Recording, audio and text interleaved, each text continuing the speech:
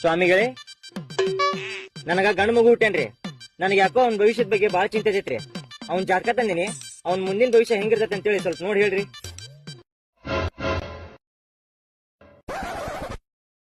ದೇವರಲ್ಲಿ ಒಣದು ಇಂದ್ರನ ಜಾತಕ.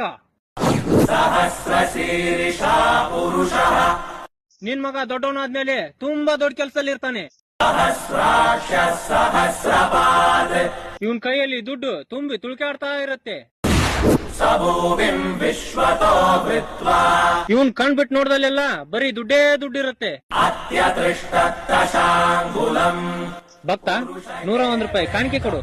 ಸ್ವಾಮಿಗಳೇ, 101 ಯಾಕ 500 ರೂಪಾಯಿ ತಗೋರಿ. ಮುಂದ್ ನನ್ ಮಗ ದೊಡ್ಡ ವ್ಯಕ್ತಿ ಆಗ್ತಾನ. ಒಳ್ಳೇದಾಗ್ಲಿ, ಒಳ್ಳೇದಾಗ್ಲಿ. ಪುರುಷಗೆ